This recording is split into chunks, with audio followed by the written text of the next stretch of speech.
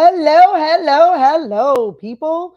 Good evening and happy Tuesday. Hope all of you are enjoying your evening and had a great weekend. We had a very eventful weekend here at Love Shouldn't Hurt.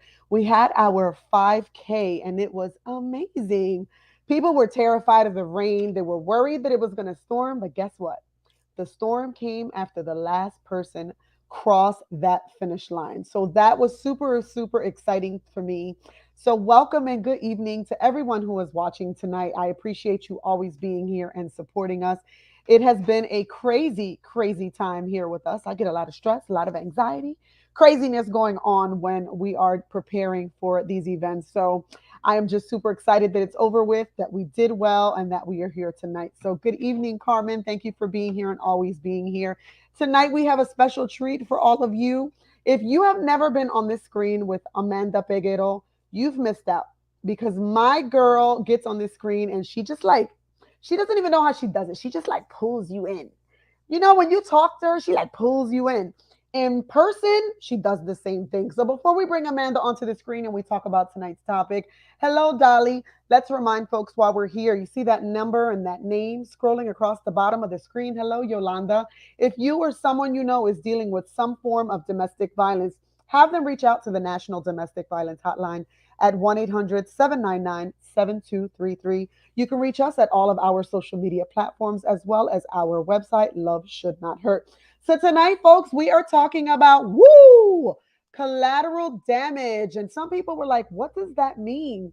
Well, we've had a lot of relationships where if you break up from a divorce or you had a terrible marriage, those who are around you become collateral damage because they have to deal with your attitude, your mood swings, your negative talk. And unfortunately, it has caused a lot of strife for those folks. So before I do that, I want to bring on our beautiful Amanda because she is a phenomenal guest and I want you all to see her. I'm going to have her remind you folks who she is because, like I always say, this is my Latina with credentials, y'all. Here goes Amanda. Hello, Mujer Hi. Sota. Hi, everyone. It's so nice to see you guys. Well, I can't see you, but it's so nice to be here again. That's right. So, Amanda told you guys she has credentials. My girl's Oh, been God. teaching, she's been an adjunct professor at a school doing her thing in Philadelphia. So, for some new viewers, because I already see them in the chat, you don't know who Amanda is. So, I want this phenomenal Latina to tell us a little bit about herself. Good evening to everyone and all the supporters of Love Shouldn't Hurt. My name is Amanda Peguero. I am a licensed professional counselor both in the state of Pennsylvania and New Jersey. I've been in the field, I used to say 17 years, but then I realized how old my son was. And I was like, so yeah, it's been way longer than that. I've been in the field doing mostly trauma work, specifically with sexual abuse, trauma in regards to domestic violence as well as immigration. And now I'm currently working in the district. So, and I still provide therapy. So I've been doing this for over 20 years and I love it. And I know a lot of people always say to me, how do you love talking about things that are traumatizing or that are like terrifying or that people Yeah. had like a very horrific experience? And I always say, I'm not part of that trauma for them. I'm part of that new journey that they are ready to do. They come to me because they're ready to move forward and not be held back from whatever experience they had as a child, as an adult, or any part of their life. So I love what I do. I go home and I sleep at night. I don't ever worry. I tell people I am their dumping site. Hi, Yolanda. I am their dumping site, but at the end of the day, you're going to leave this site with something where you could hopefully go home and apply it. So that's why I love what I do. So I was caught off guard. I always talk about myself, but today I was like, wait a minute, hold on. How do I not know how to speak about myself? That's so weird. But and like Christina said, lately I haven't been here and I really want to apologize because I've been teaching on Tuesday nights. So, and I teach all night. So I can't even like escape for like one show, but I'm on a little break. So I was like, hey, can you get me on? Yes, and we love when you are here because when you are here, your energy just fuels the room. You always make everyone feel so, hola, Ileana. You Hi, always make us Eliana. just feel energized. And because, my girl knows her stuff, we love to have her on the Hi. screen. So Listen, tonight we're talking collateral damage. I know a whole lot of that collateral damage. So I thought it was something that was important to talk about because I think a lot of times people do not realize that there is collateral damage because they're so fueled with their anger, they're so fueled in the moment of being upset that they don't realize who's Hmm. listening, who's around, and who's affected. And I know that this was, we thought about talking about something else, and you were like, no, espérate, let's talk about this. And you sent me an amazing article that I'm going to kind of like go back and forth to because I think it was super important. But give us your take on collateral damage because you have dealt with trauma and therapy. So I am sure you've seen a lot of people who have dealt with So this. yeah, so one of the things to add on to what you said is that sometimes we ourselves are collateral damage and we Yeah. don't even notice, and we are like kind of like left in a whirlwind. You know what I mean? Like for any of us who've ever been through like a natural disaster where you're like, did that just happen? You know, like I experienced it, but did that just happen? Yeah. That's sometimes how collateral damage feels. Like you feel like, so that wasn't something that I did, but I'm feeling the effects of it, right? So it's not that I particularly was like person A and person B. It was just that because of what happened between person A and person B, I now am either at a loss for something or finding like trying to find my place in Yeah. something, Mhm. and it could really just affect a lot of people a different way. So the reason I sent you that article is because I think the article, I read a couple articles before coming on the show. I always do that just to make sure that I'm not just Yeah. giving you my experience, but like what's also Right. out there in the Mhm. world in research and stuff like that. But the Mhm. reason I thought about collateral damage is because the last couple weeks I've had to sit my butt down and take care of myself. And when I was taking care of myself, what does that mean? That means I have to be with myself, which a lot of us aren't comfortable being. But I had to, because I had to be by myself. I had to take care of myself. So I got into thinking as to like, what is it in my life that I have control over and what is it in my life that I don't? And a lot of times the things that I hold on to that I can't let go of are the things that I don't have control over, that I'm actually not even like a active participant in. Yeah. And then when we were talking about the show, I was like, but wait a minute. That is how not only sometimes our survivors feel, but their Mhm. children feel, their Yes. family members feel. Because sometimes, right, there's a family member who is like, I'm team both of you, Yeah. and I'm blood relative to the person who's causing all of this stress, Yeah. but like I love you. Yeah. And now, because of what happened, you're in a place that you don't know if you can trust me, if I'm safe to Mhm. be around. And now we have a distance in between you and our children have a distance between each other.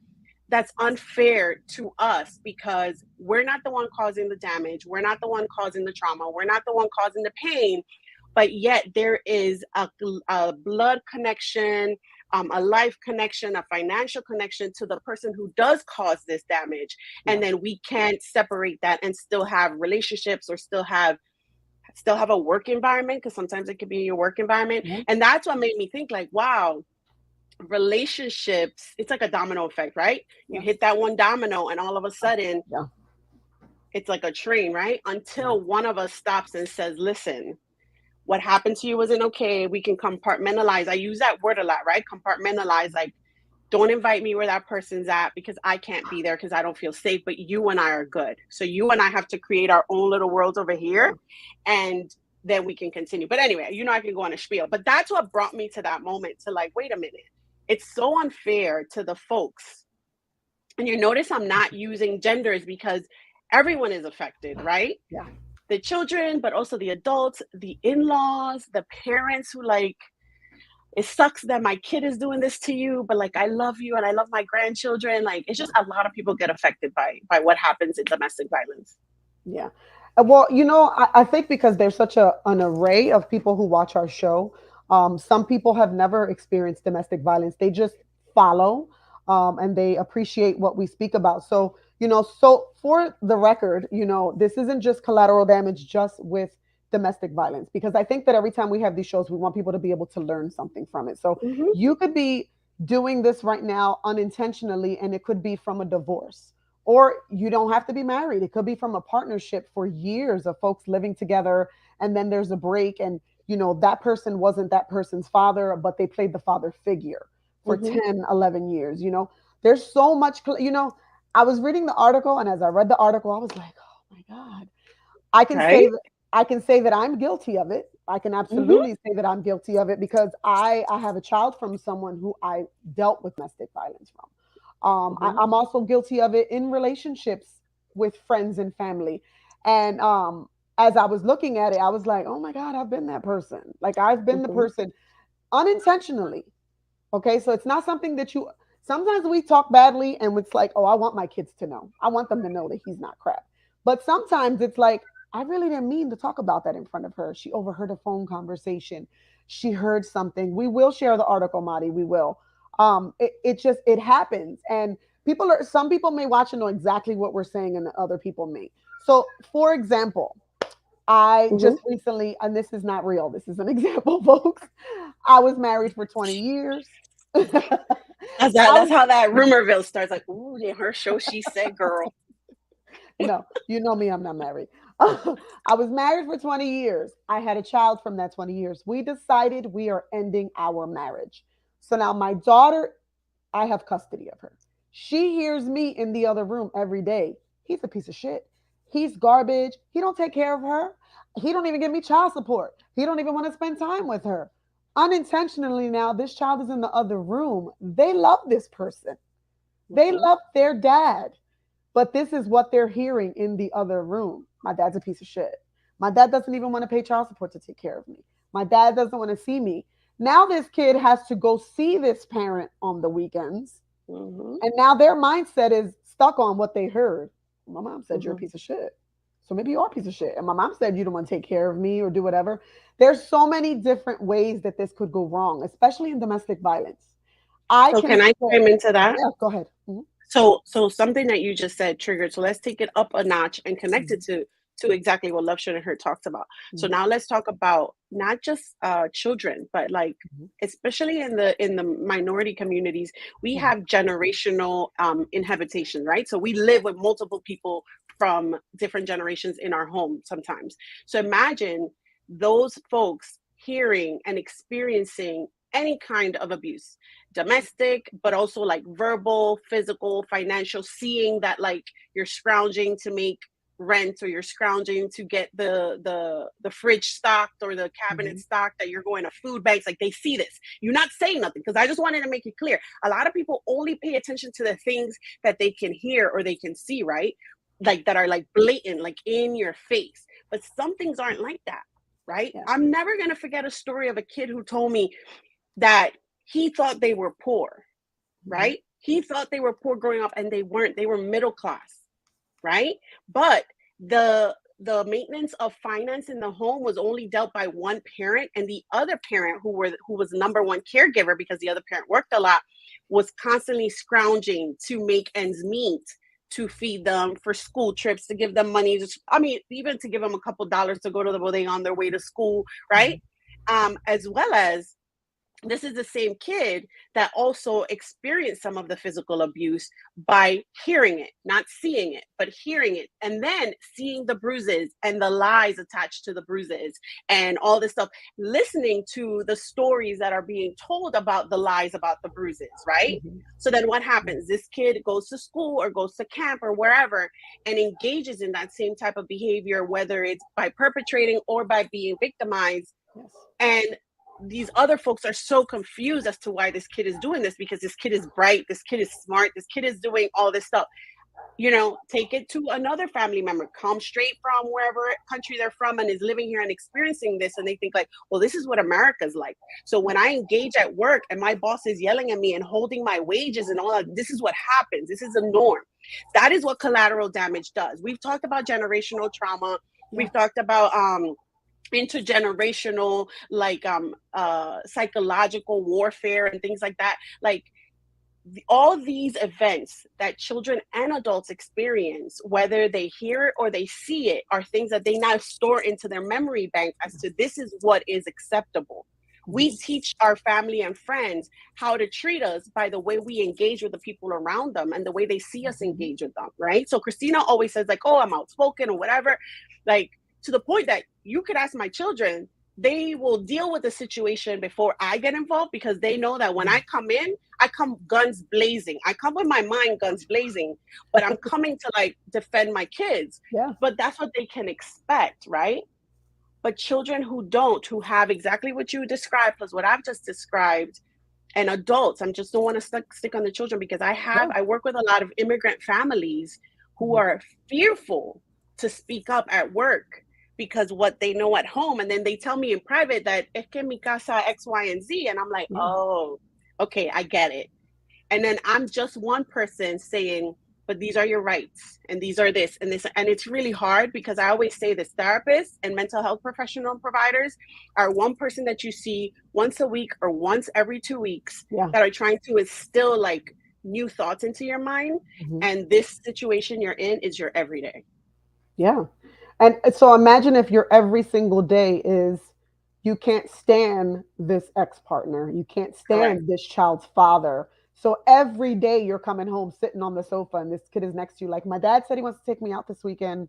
I'm going to go with my dad. Your dad's a piece of shit. Why are you going your dad anywhere? Like, he's only taking you because the court is forcing him to. Like, imagine that constantly over and over and over again. And then this kid is holding all of this anger in as a child, and then they start to grow up And and the fear. fear and resentment that they're holding against this person, because this entire time, just because I'm pissed because the relationship is over, this poor kid could be loving their father and feeling no type of anything, but because I was angry every day at this man because of my bitterness, I have now allowed this kid to believe every single day he's a piece of crap, instead of allowing that child to have the relationship with him and holding my feelings, my personal feelings, to myself. People don't realize that. Folks who are watching, I did share the article, so I have it starred there. So if you want to read the article, it's a great, phenomenal article. I have a video because I've been stuck to TikTok lately. So I found the video.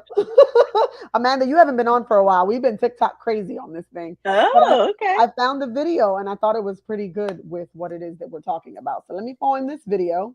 We'll be back.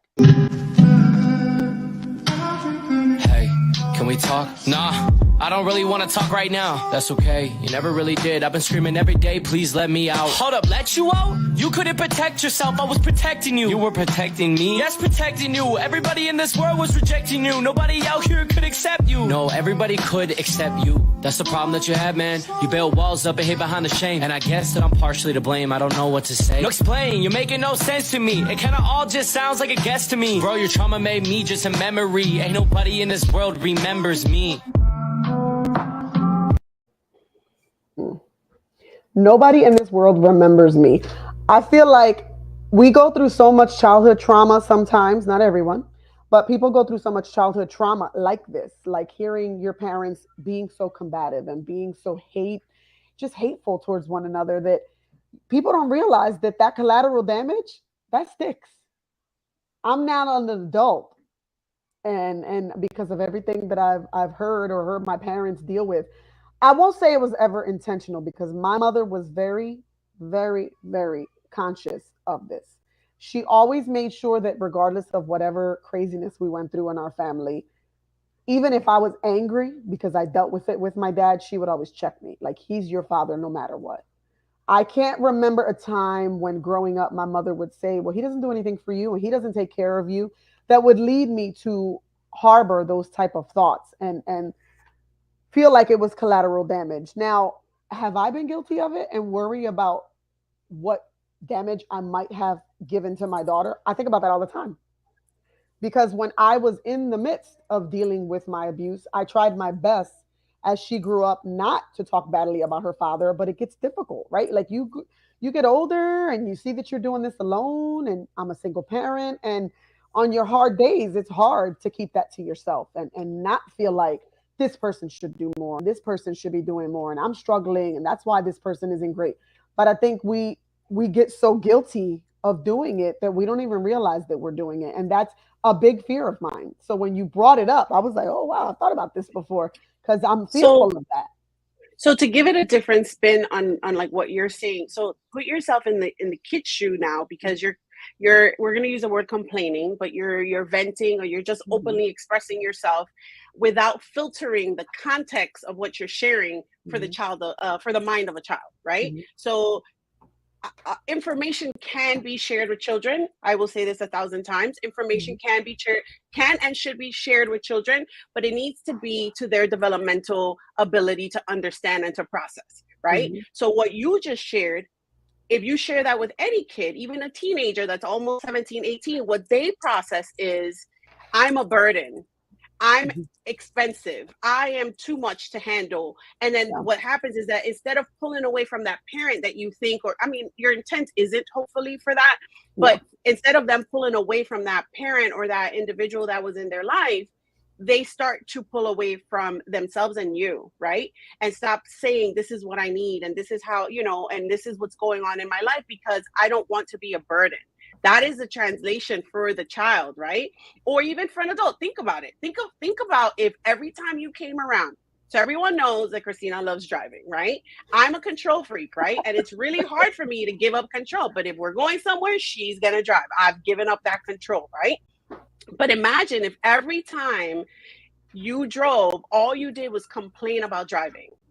Then to me, it's like, well, then I'll drive myself. Don't pick me up. I don't need you. Like, I'll drive myself. So, but it's because it's like every time we're together, you bring it up. So every time I'm in a thing versus I need this because I need this for my tranquility, my whatever I need to be, then that's different, right? There's a level of explaining something to an adult as well as a child. But if you're consistently badgering or venting or just openly speaking without using appropriate filters, that can cause unnecessary grief to the person you're with. And when I mean the person you're with, it could be a sibling, it could be a new significant other, it could be a parent as well as a child or a coworker. A coworker gonna be like, oh my God, like let me not put anything else on her. Let me not put anything else on her list because Dios mío, everything is a burden, you know? Yeah, exactly. So I see your comments, folks, and we're gonna get back to them at the end of the half mark. But so I want to read the beginning of this article because I think that people hear this so many times with domestic violence. People stay for the sake of the kids. So it says, whether it is your children, in-laws, close friends, and even pets, there is always collateral damage. Those people become the debris that is left behind in the home you have built together or in the love you once shared for one another. It can be a hard pill to swallow and is the reason that couples tend to stay together for the sake of the kids. It is the reason that unhappy people stay quiet, not sharing their harbored feelings in hope of keeping the peace. Collateral damage sucks, and I don't think we talk about it enough because I think that because we never want to believe we're doing anybody else harm. We just want to focus on the fact that we're pissed at the moment or that we have these feelings and we're like, she's not listening to me. She's not worried about what I'm saying. Well, let's make it even heavier than that. It's we keep saying you have to do it for you, right? So if I have to do it for me, how can I worry about everybody else and still do it for me? Because if I'm worrying about everybody else, then I'm going to stay right where I'm at because everybody else seems to be happy, right? So it's like that double-edged sword, like you're in between a rock and a hard place. Like I stay, I go, but what about everybody else? Like it's just really hard. And not only that, right? I think that one thing that doesn't get said enough, and I know there's going to be controversy with what I'm about to say, is that people think that when you're in a domestic violence relationship, that there's no love. And I have to disagree with that. I think there is love. I think there are different stages of love. There's different kinds of love. I mean, if you've never read the 5 Love Language, read it. There's different way of showing love. And the way we love is the way we learned how to love. Right? So if I learned how to love a golpeazo limpio, then that's how I might do it. If I can develop myself and see, like, I didn't like that. Like we do that, right? Like I didn't like when my mom did that to me growing up. So I'm not going to do that to my kid, but we do something different to our kids that I bet you in 10, 20 years, you ask our kids, they'll be like, I didn't like when you did that. And in your mind, I'm like, I'm doing so much better than what my parent did for me, right? So my point in saying all that is that in domestic violence, there is love. It looks different, right? And what happens is that we don't match. Our loves don't match. The way I love and the way you love don't match. And we want to meet at así. You want to like shove them into each other. Like, I'm going to make it work. Because we got love for each other. And the reality is that when you love yourself and you love someone deep enough, The hard part is letting go. We hear that all the time, right? The Yeah. hard part is saying love isn't enough. So Yeah. we need to be separate. Y mejor amigos, like we're better off as friends. Yes. Let's be co-parents Mhm. than what we are together. And then you'll see this person with a whole different person and they're changed. That's a person who is in recovery, right? That's a person who is willing, and whatever dynamics you guys had was just not, it was toxic, but Mhm. that they've changed. And then with the love, some of that, I'm just, so what, I'm just talking a little bit about like, how do we help with the collateral damage? Because I don't want Mhm. us to just be heavy on the collateral damage. Yeah, yeah, It's yeah. about it's about knowing that like, this isn't working, Mhm. this isn't working for everyone involved. And let's do what we need to do to take care of the people that matter. Yes. First, us, and then secondary, children, parents, whoever else comes along.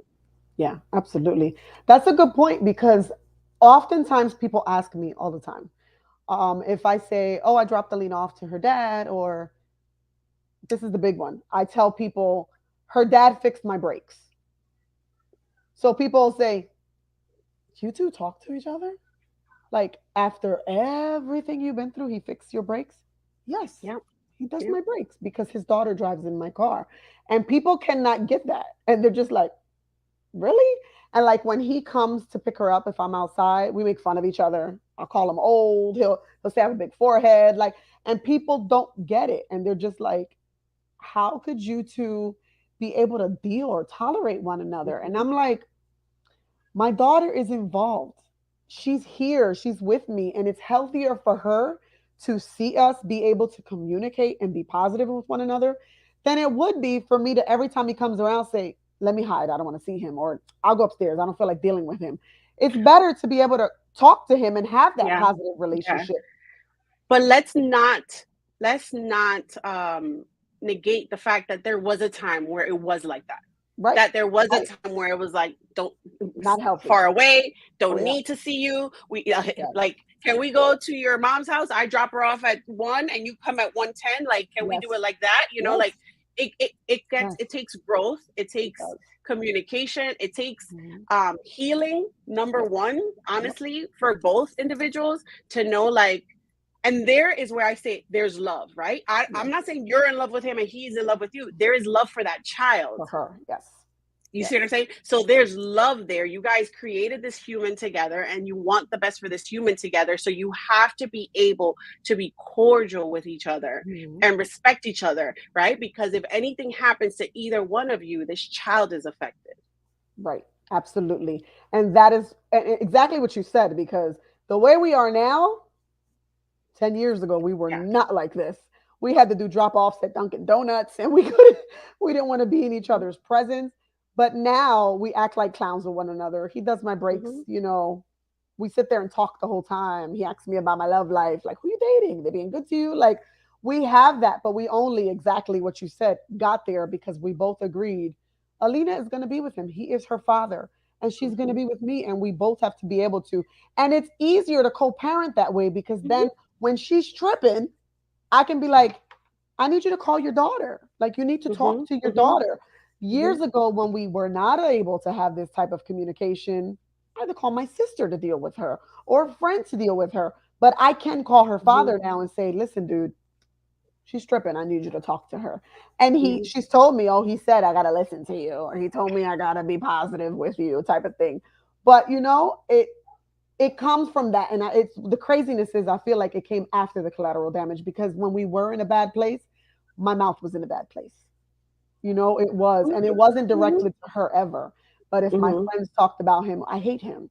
He's Mm-hmm. terrible. He's this, he's that. I can admit that publicly. I did not have anything positive to say. This was my abuser. This is the one Mm-hmm. who put me through it the worst. But Mm-hmm. now we are in a healthy place where if she wants to be with her dad, go ahead, I'll drop you off. He'll come here. My brakes are messed up. They're screeching again, Angel. Can you come and fix it? We don't have that issue anymore. So we're about, my Mm-hmm. nose is itching, guys. I have allergies. We're at the half mark. So we're going to do what we do at the half mark. We're going to get back to everybody's comments. Just reminding, oh, my nose is itchy. Just reminding folks why we are here. You see the numbers scrolling across the bottom of the screen.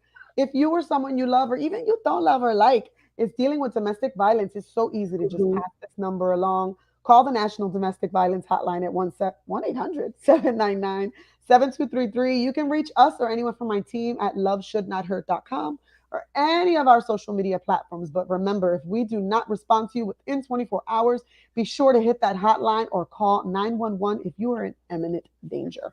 Folks, before we get back into our conversation, I want to remind you and kind of rewind what this weekend was like. If you see me, you see I'm repping him. DJ Paulie, our Philly Rican, was our DJ this weekend.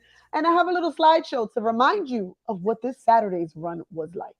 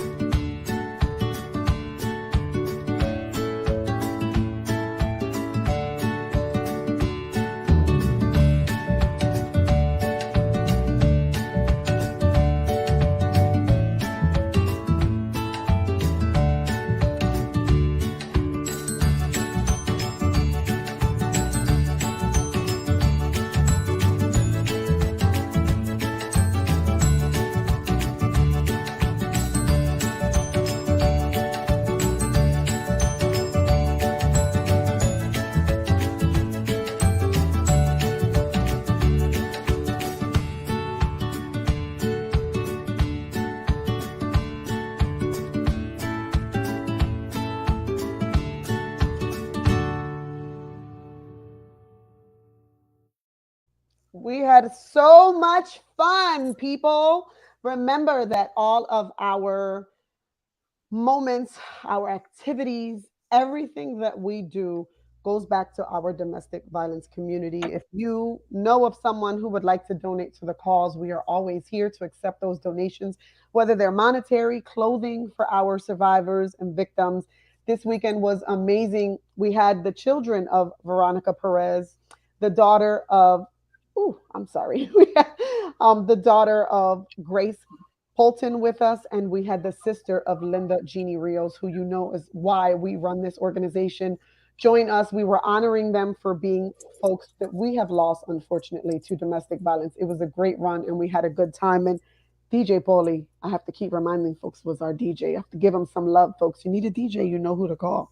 Anyway, back to the fun. I wanted to make sure we shouted out our moment because it was a good time. Amanda missed it, but she was there in spirit. Except my crew. She did send her crew. She did. Her kids were my volunteers, her best friend. It was an amazing day, folks. So we have a couple comments here. Yolanda Rodriguez says, it's super hard, but I'm so glad my sons realized on their own and created their own opinion with the actions of their other parent. That's not to say it doesn't create collateral damage. It very much still can. It definitely can. And I think that that's the important piece, right? That we come to our own conclusions and our own definitions of what relationships we want to have with people, not because someone else tells us, but because of our experience, our interactions with them. So you hit it right on the head, Yolanda. Like they interacted or paid attention enough to the behaviors of the other person and then decided like how they wanted to have, how they wanted to proceed. Right. So I want to read another part of this article because this example of collateral damage made me so sad. I was like, bendito. So I'm going to read it. It says this poor little 4-year-old had fallen while at daycare and she was in pain. Her arm was hurt and she couldn't lift it. The daycare staff tried to call the parents who had shared custody of the sweet girl. This was dad's week. When the program called the girl's mother, they were told, no, I will not be coming to pick her up. This is her dad's week. He can deal with it. Dad was working out of cell service and never responded to his voicemail until mid-afternoon. The little girl had injured herself at 8:45 a.m. When Dad finally picked her up and took her to the hospital for a checkup, it was after 2 p.m. It was determined that the 4-year-old had suffered a broken collarbone, and because of her parents' separation, she was left all day to sit at daycare broken. The daycare staff shared during the investigation that the mother continuously tells the child that her dad was the reason they broke up. The child hears stories of how daddy is a loser and how they never should have gotten married and had children. I cannot imagine how the little girl feels inside hearing the stories of how her beloved daddy is the monster that ruined their once happy home, especially when she relies on him to be her sole parent every other week. Can you imagine? She's a little girl. She's 4 years old. Mm-hmm. And every week, just even in that comment, I should have never gotten married and never had children. Mm-hmm. That poor child is growing up now thinking, well, she regrets even having kids. That's inclusive of me. Mm-hmm. And these are, can you imagine? Like, Bendito, she's 4 years old and she Yeah. sat there all day because it's not my turn, it's his turn. I can't, Mm-hmm. if my daughter's with her father and my daughter got hurt, I'm zooming over there. I want to make Mm-hmm. sure my baby's okay. I can't Mm-hmm. even imagine. Particularly at an age where they don't get to choose, right? Because Yeah. if there, I bet you there's been time when Alina's with her dad and he can handle the situation, but she's Mm. calling you Yeah. to handle Oh, it, right? And yeah. it's just a preference. They have a preference, just like she might go to her dad for other things. But Mm. imagine being 4 years old and not having that ability to select who it is that is the person that you feel the most safest with to deal with this, and being there sitting and waiting. So here's the other thing I want to say, right?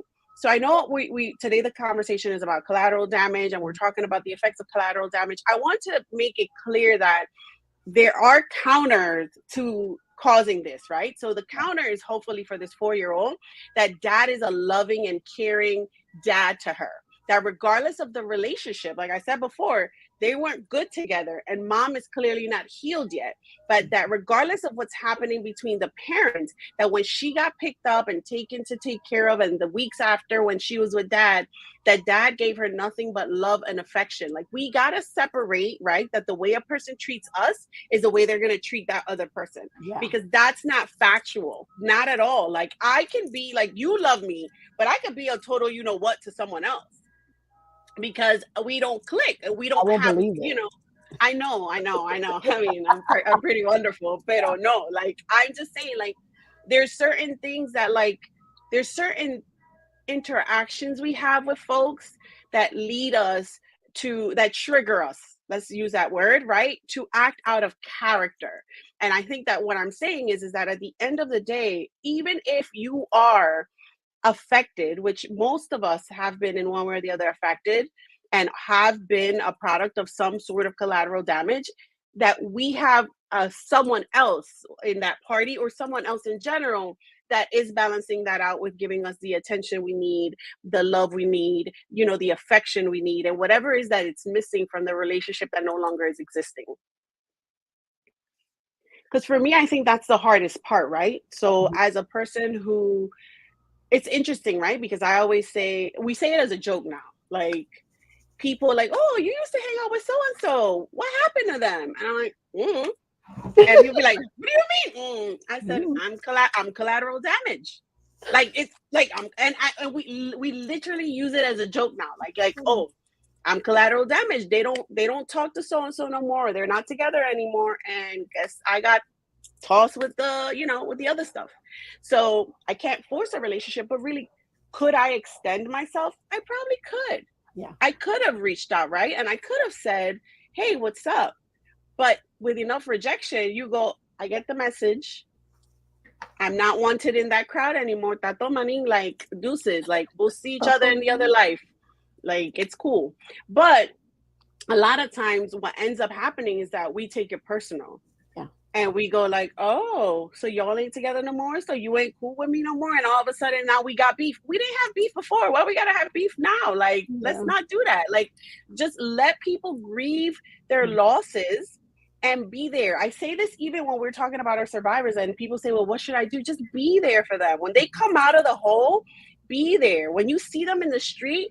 Be your normal self. Don't be awkward and weird. Now if they're weird, don't take it personal and maybe think something's going on with them, because just like you said about me just now, they're not like that. We were cool. Like there's nothing wrong. It's better to say like, I'm here when you're ready and walk away which is really hard. I'm gonna be honest. I'm a strong personality, but I know that if I see you in the street and I go, "Hey, girl," and you turn to the side and you walk away, I'm gonna be like, "¿Qué le pasa a esta?" Like, what's wrong with her? I'm gonna feel it, right? Mhm. I'm not gonna be in the spirit to be like, "I'm here when you need me." I'm not. Yeah. I know, right? But I'm saying, like, a couple of days later, when you sitting and you reflecting, and that anger has translated into like, "Yo, what's that? What was that about?" That Yeah. like concern. Maybe at that point, send a text and be like, "I'm here when you're ready." Like Yeah. it's really that simple. And let me tell you, technology has made it so simple Yeah. to hide behind, instead of using it just for negative, like to hide behind, instead of doing that face to face contact, for me to be like, "I'm here when you're ready," and you don't gotta say nothing else. That's right. I've experienced that a whole lot of times. I've experienced that with relationships like firsthand. I've ended relationships that are toxic, and people that we had mutual friends from now just don't mess with me anymore. I can't talk to you anymore. And I'm like, ¿qué pasó? Like, Mm-hmm, so we mm-hmm. can't, so now we can't speak to one another. And I Yeah. guess, in that case instance, people choose sides, or things were said that you don't know, you weren't in the room, you don't know what the conversations, or even the same with friendships, with me doing it to them, I can't deal with them no more. They were Mm-hmm. his friend too, so I have to let them go. So I've been guilty of that. I think we all are at some point anyway. I don't think collateral damage, we could say, oh, you know, it was just him because he was a jackass. We've been No, jackasses ourselves no, at some point correct, too. correct, Yeah. correct. We have a part to play in that. Mhm. So I'll give an example about myself. My kid's godfather. Um, he's a friend of their father, Mhm. right? So when we separated, and we had a close relationship. We had like a brother sister relationship, to the point that it annoyed my kid's dad. Like, you guys are so close. But when we separated, it was hard. That was his bro. That's one of his best friends. He was the best man in our wedding. Like, but he needed to have a relationship with his god kids, Yeah. and he was not going to get involved. And he straight up called me and he told me, "I don't know what's going on with y'all, and I don't care. Like, I need you to still be cool with me." You know what I mean? To the point that we still have a closer relationship than he does with their father, because we maintain, like, he gets mad when I don't call and check up on him and his kids. You know what I mean? He gets mad when things happen with our kids and I don't call him to tell him, like, "Yo, your god kids did this." You know what I mean? Like, he gets upset, right? And he doesn't let me go. Like, he holds me to it. And I think that that's a personality that's saying, "I'm not letting go of this relationship," because his relationship with his brother is still the same. Do you see what I'm saying? Like, they kept floating, like they kept going, right? And he didn't give up. Where, I'm gonna be honest, I probably would have walked away, Yeah. because I wouldn't have trusted it. That's your boy. That's, you know what I mean? Like, you guys are like this, and we're not anything besides, I'm the mother of your god kids. Yeah. Yep. Mari says, I talk all the time about not wanting to have my daughter involuntary inherit my trauma. She said, because baby, collateral damage is real. Mm-hmm. I love Mari. She's so funny. Carmen Gonzalez says, parents should never talk about each other or against each other with their children, which is a strong, strong truth, Carmen, but it ain't easy sometimes. And I think that we all get stuck with that because sometimes it just is not easy to, especially when you're so stuck on the anger, when you can't Mm-hmm. let go of what Mm-hmm. happened. It's so difficult. And I try, I'm telling you, people constantly tell me that, like, you communicate with him. That's crazy. And I say that, like, I don't want to do it. My mom didn't do it. That was one thing that I have got to give my mother, and I've always given her props for. And I've had conversations about this. People like, oh, she should know all these things, and you should tell her all these things. And I'm like, nope. Because when I was young, no matter what happened in that household or between my parents, my mother always stood firm on. At the end of the day, he's your father. Mm-hmm. Don't Mm-hmm. worry about what happened with him and me. He's your Mm-hmm. father. If I had an attitude, don't be disrespectful. He is your father. And I've had those moments where, I've had to check my daughter, and not in a bad way. Alina wouldn't talk badly, but oh, he said this to me and I don't want to go over there. And I've had to remind her, he's your father at the end of the day. Don't, it doesn't Mm-hmm. matter what. Even after, good example, even after our documentary, I battled with her hearing everything. I knew the purpose behind it. I knew it was not to damage her relationship with her father, because even by the time I did the documentary, I'd already forgiven him. This was just me sharing my story so that I could be helpful. But by that point, I had already forgiven him. So I wanted her to see resilient women, women who could go through this if, in the case in the future it happened, she could get through it. But I battled the fact that she would hear it because I was fearful of what she would feel towards him. And it took a while for me to kind of release it from her and say, this was a long time ago. I forgive him. Mm-hmm. We were in a bad place, but he's still your dad. Your dad loves you. Don't allow that to tarnish your image of him. And, fortunately for me, it hasn't. She and her dad get along, they joke and they go out and they do things without me, and that's fine. But I think that we don't always think about that. And it's at no fault to no one because, when you're angry, it's hard. It really is hard. So I want to ask you a question, and then I kind of want to go back to Maddie's comment. So Yeah, my yeah. question to you is, what is your relationship with your father? My relationship with my father is awesome. I know. And that's why I asked you, right? So Yeah, you just said it, regardless of what was happening between that relationship, that did not in yeah, any way, shape, or form affect the relationship he built with you and that you built with him. yeah, But part of that was having your mom, because my mom was, I don't know if it's a Latin woman thing of saying like, that's your parent or that, because it didn't matter which way, or that's your grandparent, like you love them regardless of what they're doing, mhm, right? That instillment of like, those are the folks who mm, gave you life and you're supposed to like care for them regardless yeah, of what they do to you. mhm. I mean, I have conflicting feelings about that, but we're going to leave that alone right now. But I know that you have a good relationship with your Oh yeah, dad, right? So I I know do. that it took a lot from your mom to say that. So I know like when Carmen had said in her comment that a parent shouldn't talk like that, she's totally right. However, I know that in anger, there's no logic. We've talked Yeah, about this before. When you're yeah, emotional, there's no logic. There's no like right and wrong. It's feeling. It's all like spewing of the mouth. It's like a dragon, just fire coming out. yeah, The upside, meaning the way you can rectify that, is by then indicating to whoever you did it in front what's happening, yeah, explaining what's happening. And I say this all the time, right? I say to parents, your children see you fight, let them see you make up, because that's yeah, one thing they don't see. So they think like they just fight, and then they wake up and then they're fine. So confusing. But you was just mhm, yelling at each other the night before, right?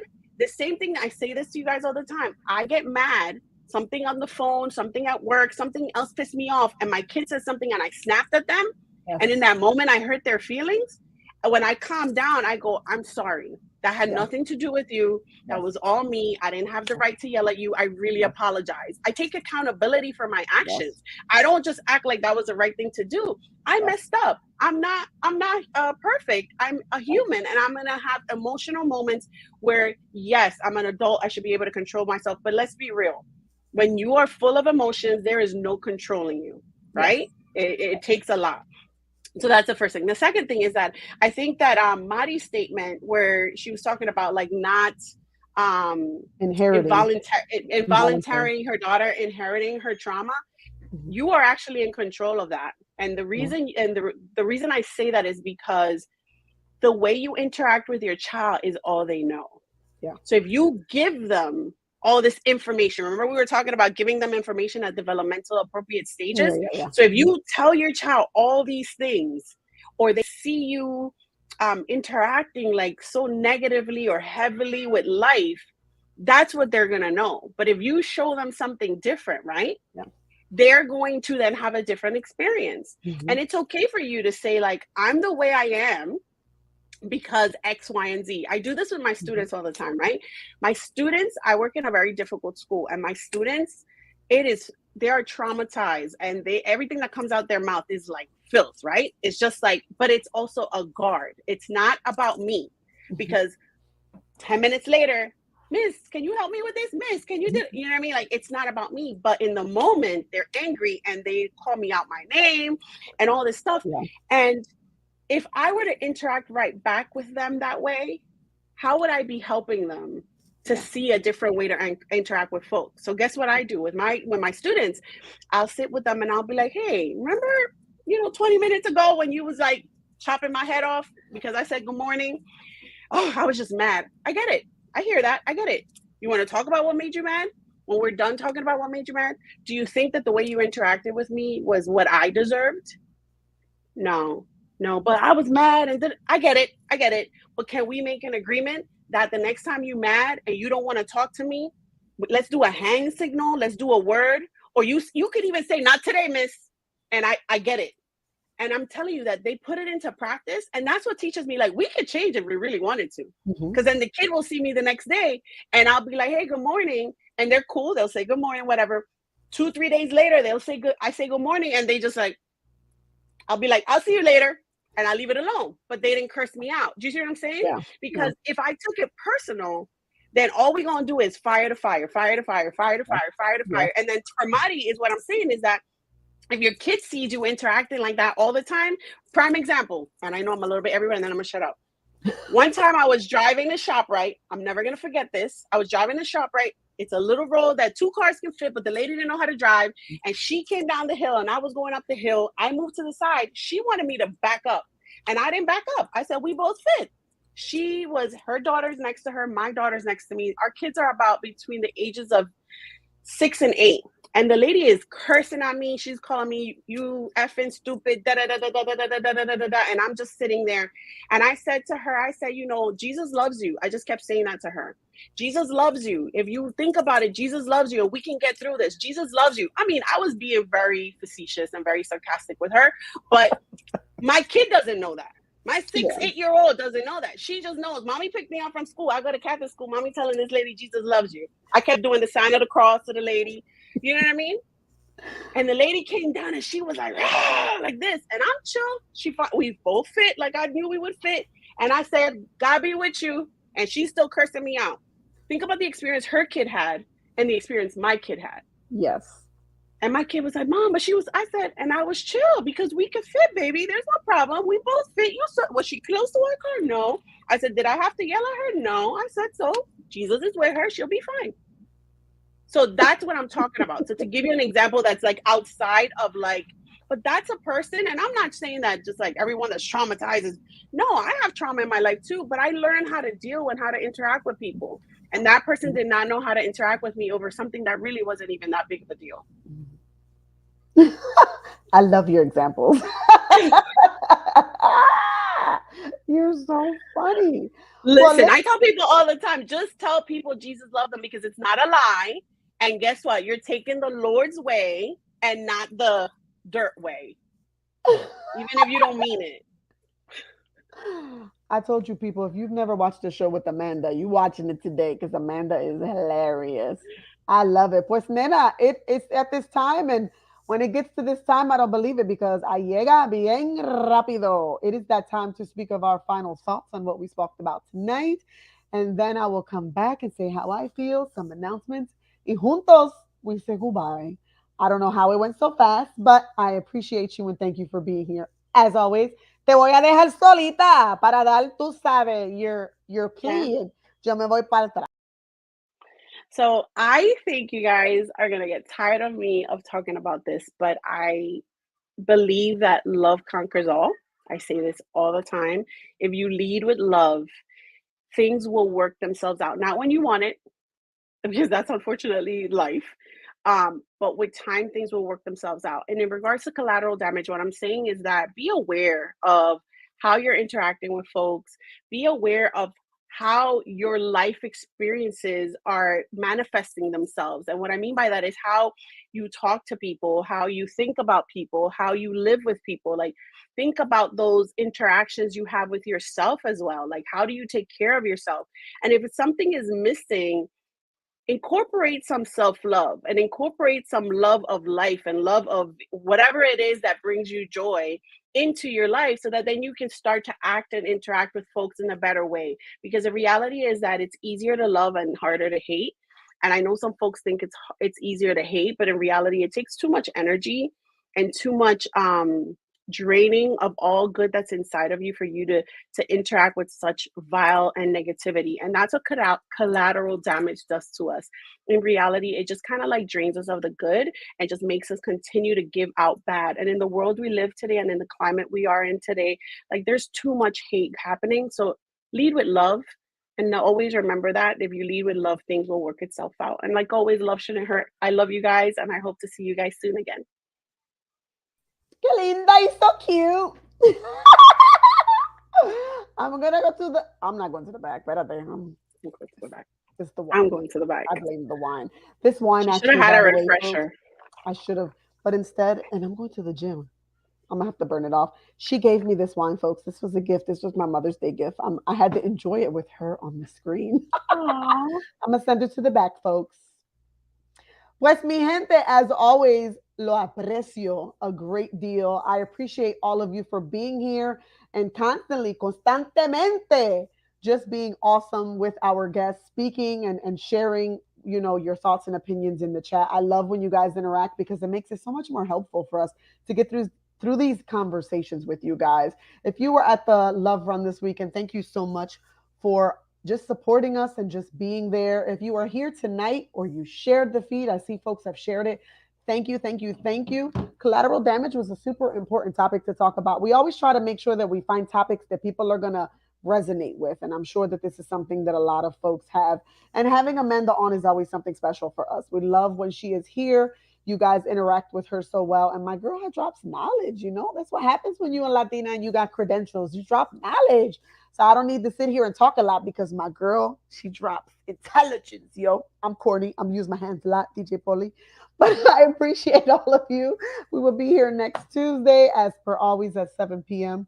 Unless something crazy happens like a tornado. We'll be here next Tuesday at 7 p.m. Thank you for being here and loving us.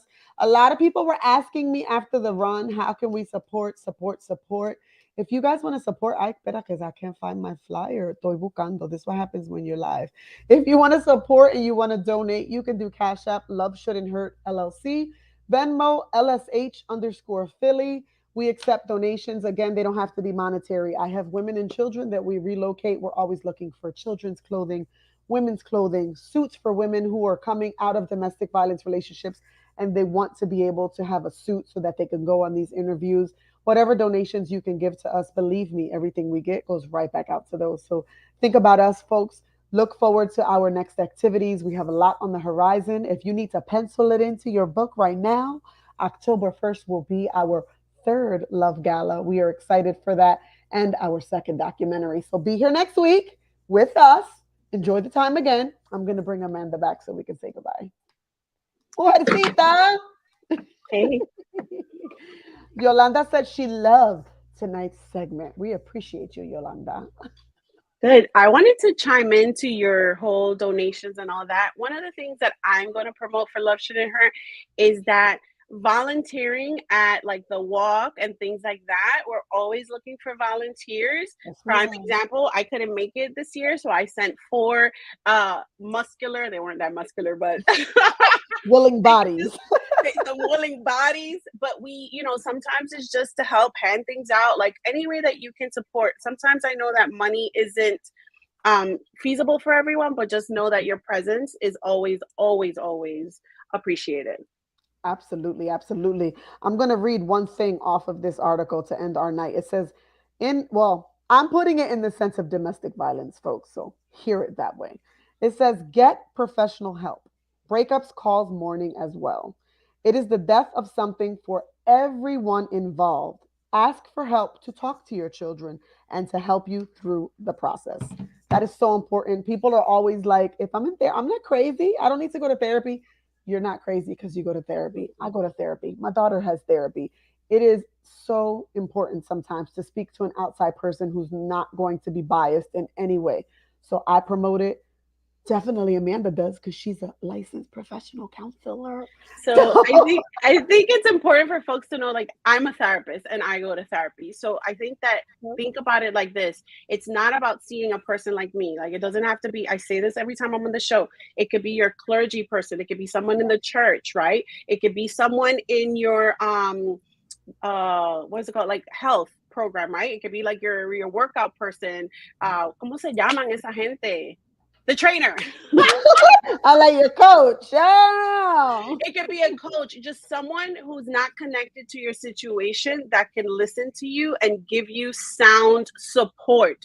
Counselors are not there to give you advice. I say this all the time. Therapists are not there to give you advice. They're to give you sound support for you to make the best choice with informed information and knowledge that you have. So think about it. And everybody, if you have insurance, call the back of your card, 1-800, say, I'm just looking for a provider for me to try out some therapy and go that route. That's the first place you should start so it doesn't cost you anything. Absolutely. See what I told y'all? She's smart, yo. Yolanda says, "Hey sis, super happy to see you here." Jamlisa, so that's her little sister. She's excited to see her there. Thank you guys for being here. Look at that's a family affair. We both watching. I love it. Thank you all. Amanda kisses, loves the abrazos. I'm about to see your daughter. We're going to the gym, dog. Have a Have good night, fun. everyone. We'll see you next Tuesday at 7 p.m.